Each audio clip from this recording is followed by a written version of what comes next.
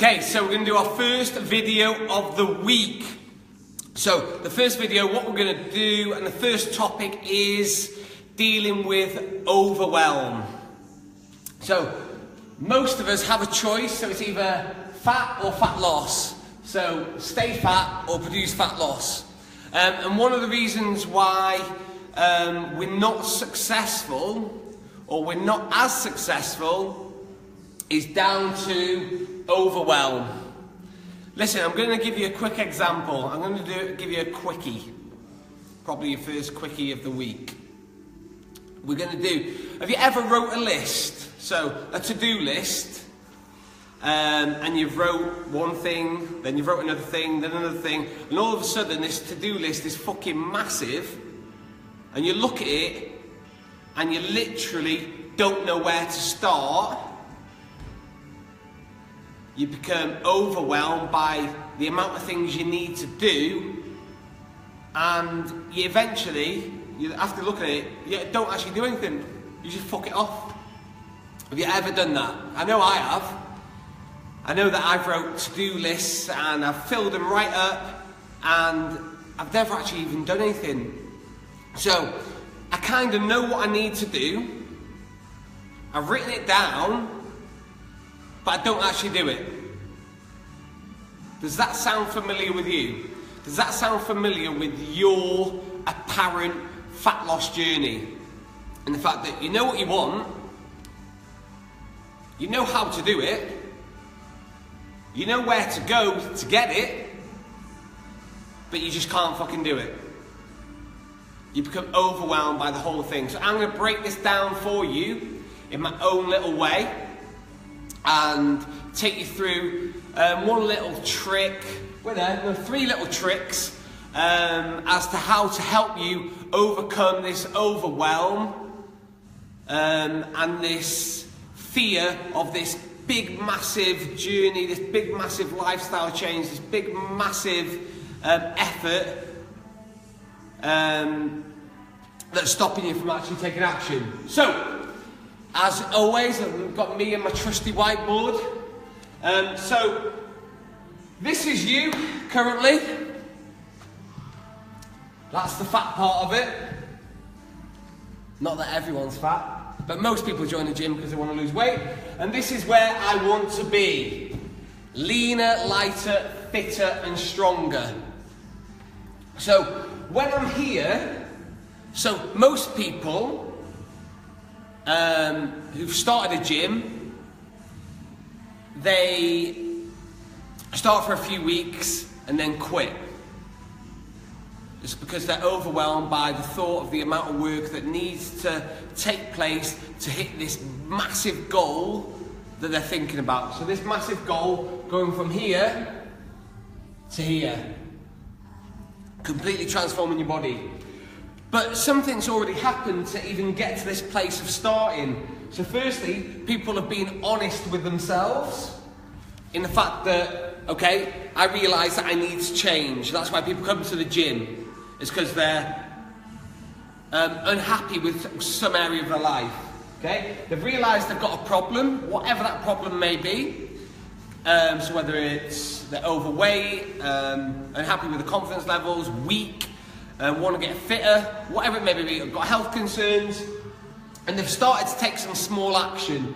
So you've either joined the gym, you've started some classes, you've gone walking, you've started a diet, whatever it may be. Then all of a sudden, what I want you to understand is, why do people stop? Why do people quit after just a couple of weeks? Why do people stop? What happens?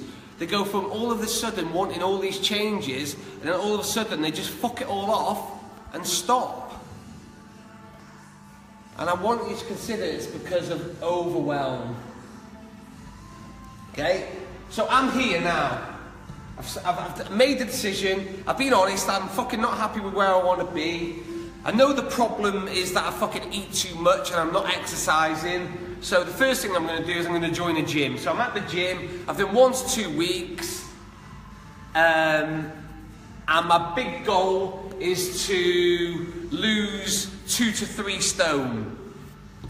So what I end up doing is all I'm thinking about is this 2 to 3 stone. So I want to go from there to there. And it just looks like a massive journey.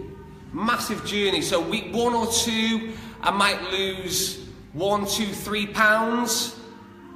And then I'm thinking, fucking hell, I've done all this effort. I've only lost 1, 2 or 3 pounds. Fucking hell, 3 stone, I've got to lose 42 pounds. I'm never going to do it. I can't keep up this effort. I quit.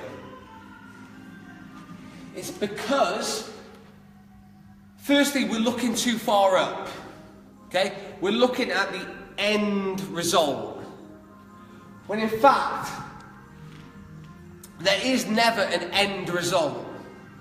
There's never an end result. So you may think, right, I want to lose 2 to 3 stone. But that is never the end result, because when we get to 2 to 3 stone, we want more. And then when we get to the next stage, we want more. There's always an ever growing. So what you need to stop thinking of is that 2 to 3 stone is your deadline. Because one of the common problems is the fact that people set a goal, then by hook or by crook, they get there, they hit that goal, but they don't think of anything after. How many people do you know that have hit a weight loss goal, hit a dress size goal, hit a fitness goal, so it might be training for a marathon? The amount of people I know that have trained for a marathon, done loads of running, got really fit, did the marathon, and then completely stopped running. How many people do I know that have lost 1, 2, 3 stone, that have changed their nutrition, started exercising, produced amazing loss, felt amazing, hit their goal weight, and then stopped? Because they haven't planned for after the goal. All they've done is put their whole eggs in one basket, that I want to reach this goal, and then that's it. But there's life after this goal. But let's talk about the goal itself. So to get from A to B, okay, what we need to do is break it down. So we need smaller goals. So instead of looking down from here to up here, we need to think of little steps to get us there. So we've got 1, 2, 3, 4, 5, 6, 7, 8. So what we need is little steps and little goals along the way that keep us focused and keep us motivated. Because so many of us are guilty of just thinking of that 3 stone. And that's all I'm concentrating on. But you've got to realise that there are other victories, non-scale victories, that are happening in your journey that should keep you motivated. It's just that you're not aware of it because all you're thinking of is 2, 3 stone. That's all I want to lose. Okay? And you're not setting smaller targets along the way. Okay? Because the thing is when you hit a target, what happens? You start becoming confident. Yeah? You start becoming more confident every time you hit a target. So why wouldn't you, instead of thinking of one target, why wouldn't you set little stepping stones? Okay? So whether it's £3 a week, £2-3 a week, why not set that as your first goal? Then your next goal, then your next goal. Because every time you hit it, like I said, you feel more confident. Okay? And if you hit goals, like I said, you're more likely, because you see progress, you're more likely to continue your journey. The problem is a lot of us only have one goal, and that's the end result. We only think about the end result, when in fact we need to break it down. So we need to stop making year-long goals, because loads of shit can happen in a year. Your life can change, your circumstances can change, loads of things can change in 1 year. So we need to have it a short amount of time to put a bit of pressure on you. Because a year, like people think, right, okay, I want to lose 2 stone this year. Well, in fact, you could lose 2 stone in 2 to 3 months. So in fact, if my goal was for a year, I could actually do fuck all for 9 months, and then hit the last 3 months, and then pretend I'm successful because I've still hit my goal. So what we need to do is condense time down. So we need to think of goals that are no longer than 90 days, because 90 days is enough time to keep you focused. Okay? So when you think of goals for 90 days, so we go back, so we need 60-day targets, we go back, we need 30-day targets, we go back, we need 7-day targets. So instead of thinking, I want to lose 2 to 3 stone in a year, and looking at this big massive journey and becoming overwhelmed and scared and anxious about it, maybe your solution might be to just condense it down. Maybe it might be that 90 days might be a solution. Because, in fact, if you look back at your history, most of us don't even last a year of fitness. Most of us don't even stick to a year of our diet. So why on earth would we set a year goal? If we look back, so I've looked here, so if we look back from today, we look back, all we get is lessons, evidence and experience. So for most of us, why on earth would you set a 1-year goal if you look back over your last bit of history, commitment to the gym and diet, and you've only lasted 2 to 4 weeks? You're automatically setting yourself up to fail, okay? It's automatically daunting enough to look at that journey, to go from there to there and become overwhelmed and have fear because your past history says that you've never even lasted a year in fitness anyway. So why is that going to happen now? So the best thing for us to do is think, well, okay, I'm going to last 90 days. Because if you're serious about your goals, 90 days is more realistic and more achievable for you to last. And like I said, it's not that far enough that you can forget it, and it's close enough for a bit of pressure on you so that you can't have lapse weeks, okay? So, from today, look back, and like I said, it gives you lessons, evidence and experience about every time you start a fitness journey. Why do you stop? What happened? Why did you stop? What was the reasons, stories, excuses and justifications as to why it didn't work? And unless you deal with those obstacles, you will always find yourself at the same space.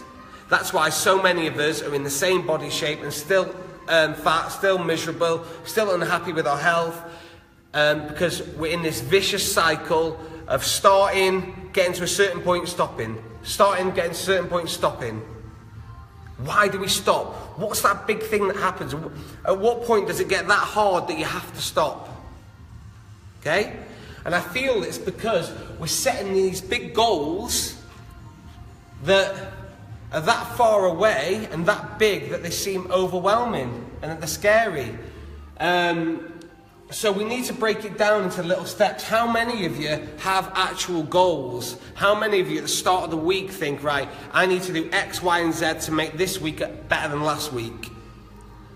How many of you have got a written short-term, not long-term, short-term 90-day plan about how it's going to work? Imagine this.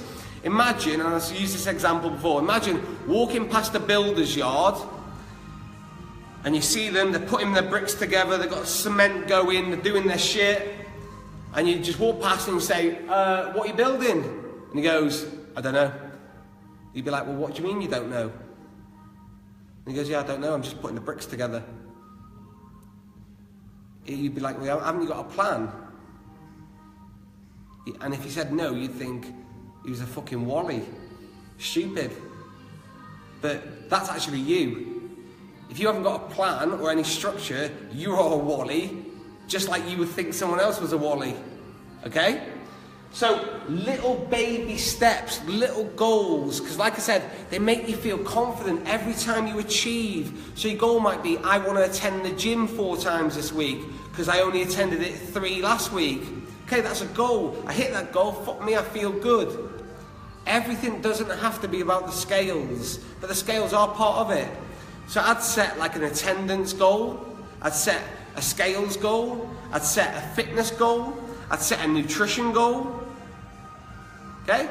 I'd set goals in all these areas. So each week, yeah, I'm feeling good. Yeah, this is happening, this is happening, this is happening. Because positive feedback makes us feel good. But you just need to remember that, so your current reality, guys, your current reality is here. You want to get to here. But like I said, your current reality, to get from A to B, and that's from where you are now to where you want to be, most of us think it's a direct straight line to success. We think that we just hand over our money in the gym and all of a sudden we walk out like fucking ripped to shreds in the body that we want, when that doesn't happen. It's like a relationship with your partner. Tell me someone who's got a relationship where they don't argue, they don't fall out, they don't have little spats, they don't sleep on the sofa. Do you know what I mean? Tell me someone who doesn't have that.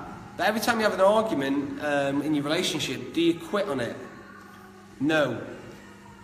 You put your dummy back in, you lick your wounds, and then you make up and you move on. And you learn from it, hopefully. Okay? And it's the same with fitness. Your journey from A to B will be up and down, up and down. It's like a plane. So a plane, when you get on an aeroplane, you go from one place to another. The plane is never, never, ever completely right on course, but somehow it always gets there because it redirects itself. So the same as you. Sometimes you'll have high moments, sometimes you'll have low moments, sometimes you'll want to quit. You're never just going to have high moments and glory. Like I said, think about your relationship as well. You're never going to be completely 1,000% happy at all times. Okay, but I am. If Katie's watching, I'm happy. So, your current reality is the fact that, for most of you, is you're not sticking to your diet.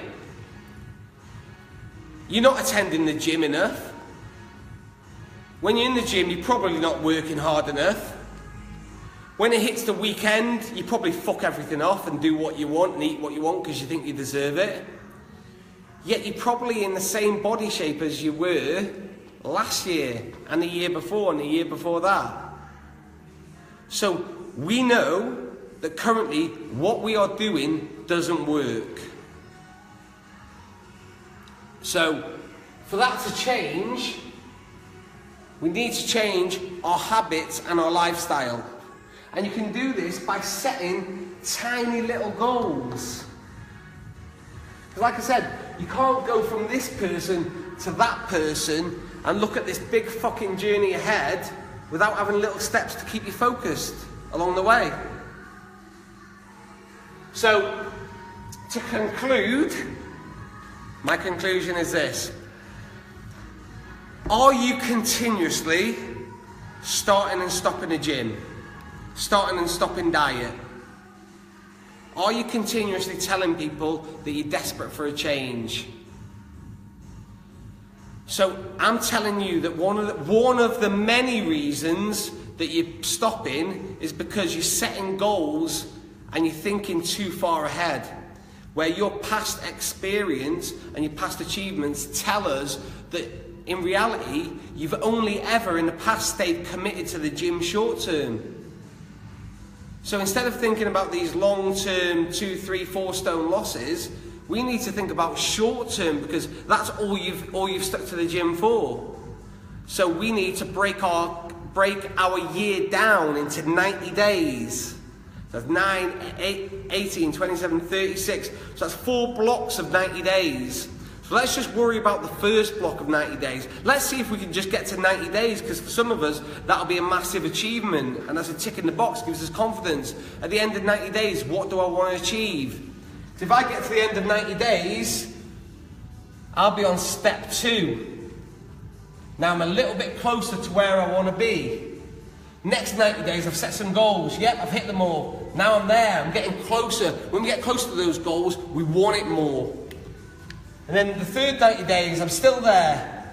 And then boom, I'm there. Rather than thinking, I've got to go without any of these steps. I've got to go from not really being that committed to the gym to losing 1 to 2, 3 pounds in the first couple of weeks of training, and I give my whole effort, to somehow staying committed and hitting my body shape of my dreams. How am I going to do it? And like I said, if you set small goals, there's a high likelihood that you will be far more successful, and your adherence to your program and your adherence to yourself, you will stick to. So just think about where you are, think about your past, think about what you've done in the past, why you've stopped, and those obstacles, deal with them. You can't just ignore them. It's like a crack in the wall. If you paint over it, there's still a crack there. You got to actually deal with the crack. Yeah? Realise that the journey is up and down, and realise that if you haven't been committed to a gym for more than 4 to 8 weeks, don't originally, right at the start, set goals that are more than that, okay? Because that's why when people become overwhelmed and they become fearful that they're not going to do it, they become paralysed by this fear of failure, and they don't end up doing anything. Like I said, with this to-do list, when I write one, two, or 3 things on a to-do list, I feel like I'm more likely to get it done. When I write 15 things on a list, I usually don't even end up doing any of it because I become overwhelmed with the amount of shit that I need to do, instead of breaking it down, doing certain things per day. And every time I see a tick next to the list, we all know every time we do the to-do list and we see a little tick next to it, we feel good about it. The tick, tick, tick, tick, tick. Same with your goals, same with your fitness, okay? But nothing will change until you take action and get over that stage where you continuously keep quitting on yourself. Hopefully in some way, shape or form, as usual, this has helped you understand and made you realise that maybe you have been doing things the wrong way. Maybe you have been like those builders without a plan, that you are turning up, but you don't know what the fuck you're doing, you don't know why you're doing it, you've got no goals set, and you wonder why you keep failing. Ask for feedback, guys. Speak to the trainer, speak to us, and get a little bit of help and direction on the journey where someone can set shorter term goals that you can start achieving to build up your confidence so that you stay in the long run. Okay guys, hopefully this has helped.